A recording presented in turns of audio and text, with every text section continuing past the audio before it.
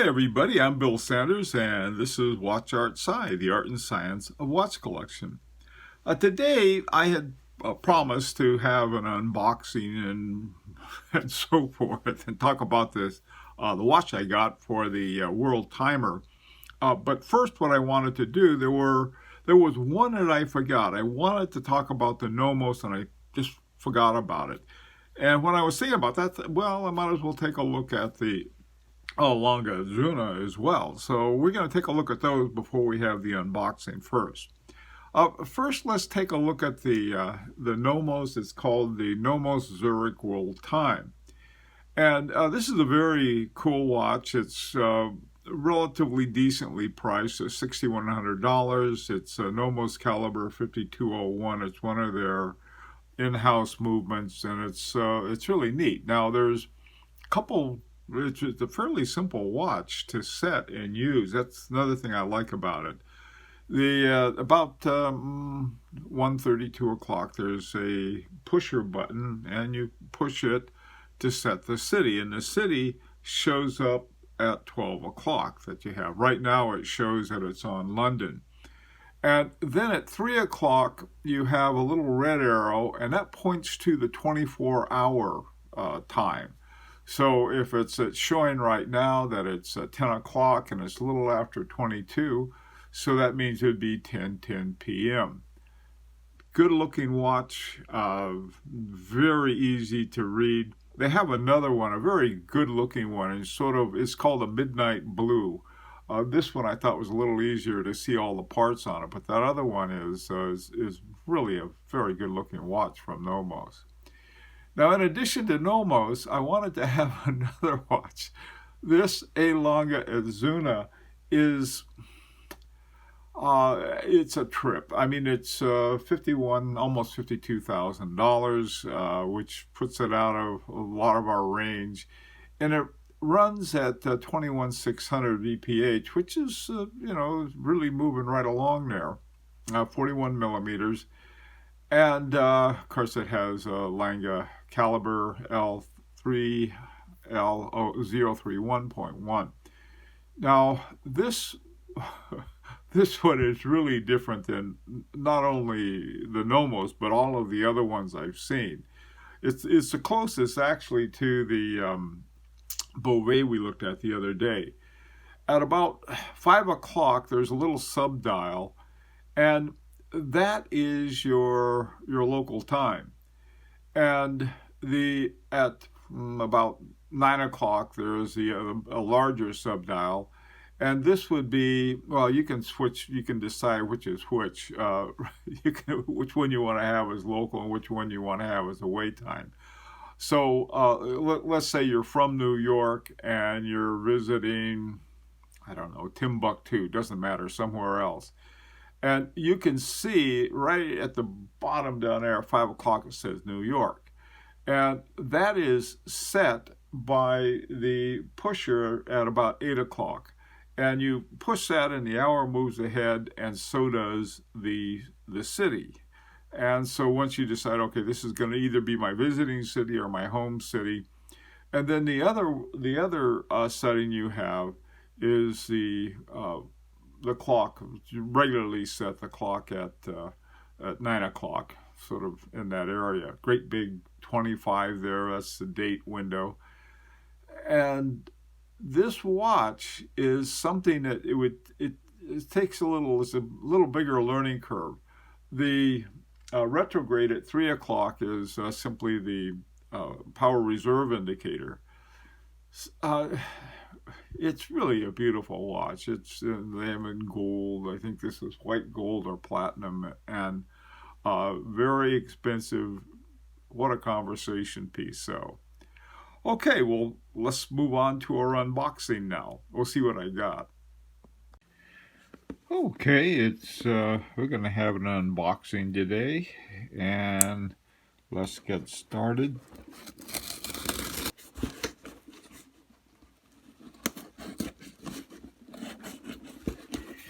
All right, let's see what we got. We got a lot of popcorn. All right. Okie doke. Let's take a look. In particular, it makes.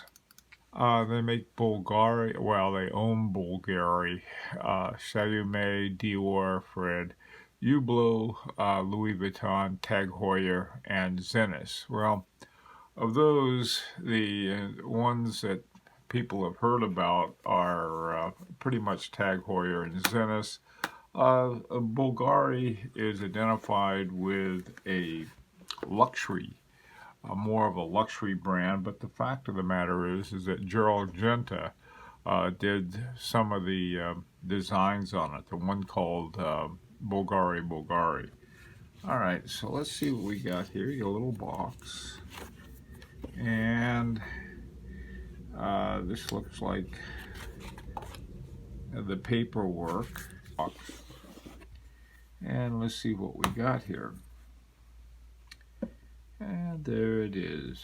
This is the Louis Vuitton time zone.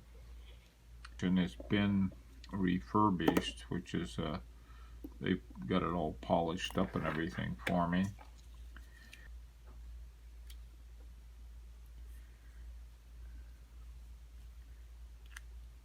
There we go. Okay, one of the things that once you get it figured out, once you get it worked out, this watch is really a very interesting one for a travel watch because you can see all the different cities. Now, right here at the 12 o'clock is New York, and Connecticut is in the same time zone as New York. What I'm really interested in is the movement in this. It has what they call an LV87, and the LV87 was made, according to Lange, by La Fabrique du Temps, which they also happen to own. The question is that there are a couple different places, well, one place in particular, one place that in two different articles, that it was based on a ETA 2892. Okay, this came with a video, and in the video, the narrator in the video also said that the disc and everything else was based on a 2892. Other ones said no, it's totally in-house by La Fabrique du Temps, and everything is from the ground up. Well, this is sort of an interesting mystery because I have never seen a picture of this with this back open. And so this is going to be one of the mysteries I hope to solve. I'll find out more about it and show everyone how it works. To set the city that's going to be your main city, or what you call either your home or your away, it doesn't matter, wherever you're going to be, you pull out the crown to the first stop and then you turn it until you come to your city. Right now it's on LA and now Denver, and it sort of has a little pop stop. They have one entire one for Mexico, and then since I'm in New York, I'm going to turn it until it's at New York. There. Okay, so now it's all set. To set the time, you pull out the crown to the second stop and you just set it like you would any other one. Now when you turn the hands, you can see that the 24-hour time is changing as well. Okay, so it's and right now, so I'm going to set it to 5 o'clock, which is the same as 1700 hours. Okay, so the other thing is, though, is that you go around and let's say I want to see what time it is in Los Angeles. Here's LA, and if you just go down, it's 1400 hours, which is the same as 2 o'clock. So this is sort of a cool. It's very easy to work, and once you get used to it, and it doesn't take very long, it's a tremendous device to have. right here you can see that Tokyo at the bottom there is at where it says 7 is pointing to the 7. Tokyo, that means 7 in the morning. It's the light has come up. The black, if it's in the dark color, that's mean it's a nighttime hour. So as it moves from 6 a.m. and gets light in 7 a.m., then that lights up. And then over here you have the 24 hours, 18, 17, so forth. Okay, so I got the watch. It's works fine and everything, but this whole thing is a mystery. I looked everywhere for a picture of the movement and I couldn't find it. Everywhere. Usually they have either the movement or they have, a photograph through the exhibition window in the back. On this watch, though, nothing. And so I thought, well, I got to see what this thing looks like. So now, what am I looking for? This is the ETA 2892, and this is version A2. And it's you can't see most of it because of that big rotor blocks about half. But you can see the balance wheel and the regulator, and and up at the top there you can barely see it. But there's a little thing that says ETA. That ought to be a giveaway. Now, my class that I've been taking, my watchmaker class, I learned how to use a screwdriver. And one thing that I learned is that you got to be very careful if you ever take the case back off of a watch that's held with screws. Be extremely careful. I had one when I did it a couple of years ago. Some screw went flying. Some guy charged me $20 to replace the screw. So anyway, so I was very careful. One of the things they gave us in the watchmaking course were these little cases, and you put everything in that. So I put it right up next to it and put everything in there. Anyway, so let's see what we found inside. Now, what I did after I took the back off, I took a picture of it. Now, I wasn't going to take the rotor off. On some of the older versions, they have right down the middle, they have a screw to take the rotor off. Here they had some kind of jewel, and I wasn't about to touch that. So I'm not going to take the rotor off. And so how am I going to see what's inside? Well, what I did is that I simply moved the rotor to different positions on it. And the plan is, or was and is, and what I did was that I'll superimpose the pictures on top of one another and then erase the part that's covered up to show what's underneath. And this is what I ended up with. This is what the finally revealed the ETA 2892 that's working, that the watch is running on. Now, the LV87 that controls this, that is a pretty neat piece of work because they had to do a number of things to it. And when I looked at it carefully, and you can identify certain things. The logo, of course, if it says, I'm not sure if this is an ETA, and it says ETA or Salida or Sopron or or Wasser, whatever movement name. If it says it, then that's a dead giveaway.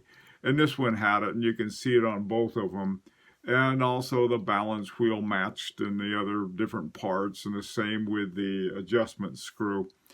So the LV87 is definitely based on the ETA 2892. Now, I got to tell you something.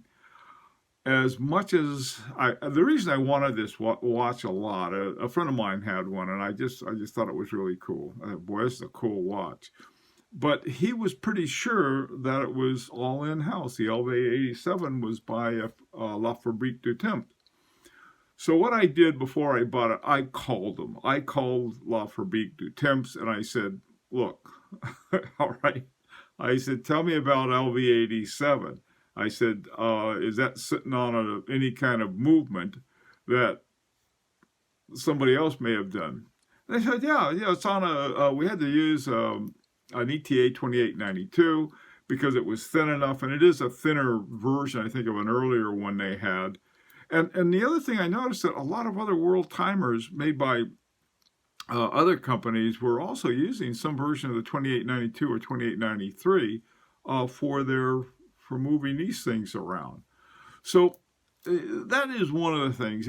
I had bought a watch some while back, a few years ago, and everybody lied to me. Everyone. And I called the company in Switzerland, and they said, "Oh, we don't know what's in there." Come on, they knew. And they were going to tell me, the guys at La Fabrique du Temps, oh yeah, they told me right away. So when I bought this watch, I did know what was in it.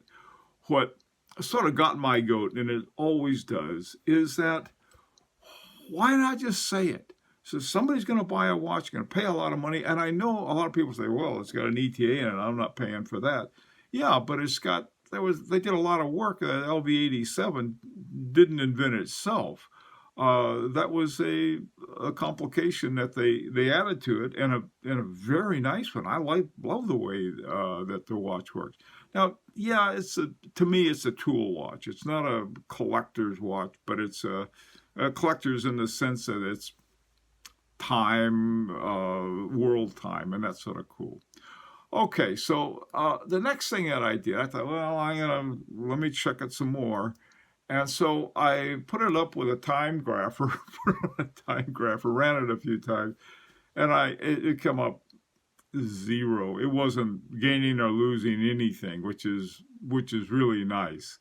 And so that was good news. And I thought, well, I'm gonna run it on my other one. I have 2 time graphers. See, this one is a Frederick Constant, and I like this one a lot because it plugs into my iPhone. And now this one showed plus 4.2 seconds a day. Okay, that's not bad. I mean, anything under 5 seconds is very, very good. And on 2 different time graphers, it was showing that it did well. The amplitude of 254 was good. Now it runs at 28.8, and that is pretty much your standard movements speed. Okay, your high beats. The high beats, Grand Seikos, and a few of those have those. I'm not crazy about the high beats, to tell you the truth. They're better timekeepers. They really are. And I like the ones that are slower, and to me, at least to my mind, they require a lot more, you may say, horological care to get those to be anywhere near where you want them to be. But this one is fine. This is a great little watch. I like it. I'm going to wear it. My wife likes it. I may lose it to my wife with a red strap and all that. It's very colorful. And, it's great for taking on a trip and you know where you are, or at least your time zone. Well, listen, I know that decision may have surprised you. It surprised me after all of the ones that we went through on Friday. So, and also today, the Nomos, oh boy, that is one of my favorite too. So, let's hear what you think about it, what your opinion is of those. Which do you think you would like to get, or not, if you ever think of getting one, and or something else that you had. This is also an invitation to subscribe if you'd like. So until next Friday, this is Bill Sanders with Watch Art Sci, the art and science of watch collection.